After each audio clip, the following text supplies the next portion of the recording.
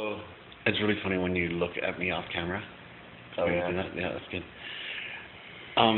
So tell me about that design flaw in your Jeep that almost killed you. Well, to be fair, it was my fault in a way because I put this soft top on over the summer, and we were missing some of the pieces. What kind of Jeep is it? It's a Wrangler, a four-door Wrangler. Right. And so, what kind of rims does it have on it? awesome ones.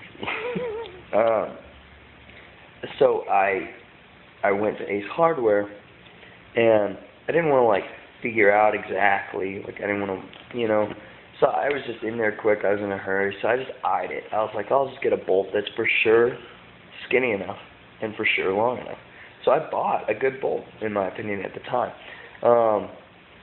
It sticks out, however, about 1.5 inches from the beam when you get into the Jeep. And so... That's right by your head then. Yeah. Well, right by your head if you swing your head in and then sit back in the Jeep. And so I was getting into my Jeep after like 2 months of it being there and never really hitting it. Always thinking, man, it would really suck if I hit my head.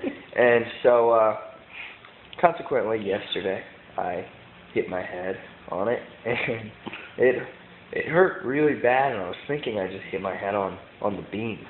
But after further examination, I realized that I had in fact hit my head on. Were you bleeding? Yes. Yeah, there was a circular dent in my scalp, and I was like, oh man. So I went to the Baylor University Health Center, and I watched 2 middle-aged women, physicians. No offense. No offense. And one was older than middle-aged.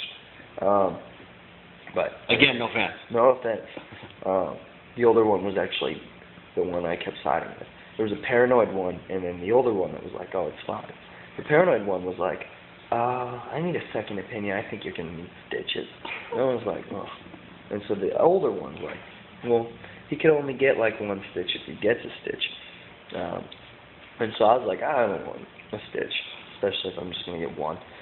And it's not bleeding, so it's not like I'm going to lose blood in my head at night. So we opt for no stitch. Then the same paranoid physician starts to think, well, what if I think you're concussed? It's like she's a doctor, and I can tell if someone's concussed. She should be able to tell if I'm concussed. She just said my pupils are different sizes, which I told her happens naturally because I had Bell's palsy when I was younger, and so my eyes are like different shapes. But that's not what's important right here. Yeah, this one squints. Okay. And so, anyway, the older one came in and said, no, I don't think he's concussed. So I went home. Did you really have Bell's palsy? Yeah. Okay. Yeah.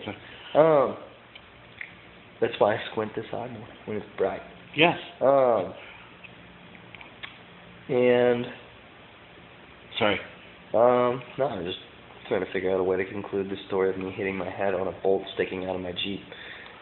Moral of the story of the bolt sticking out of the Jeep is if you think a bolt is slightly too long, then perhaps you should change it out with a bolt that's not as long. Because you'll regret it and you'll hit your head and it'll take you like 60 seconds to react and shout something. Like, oh man. Oh, yeah, sure. Yeah, that's what I said. And that's it? Mm-hmm. Thanks. All right, bye.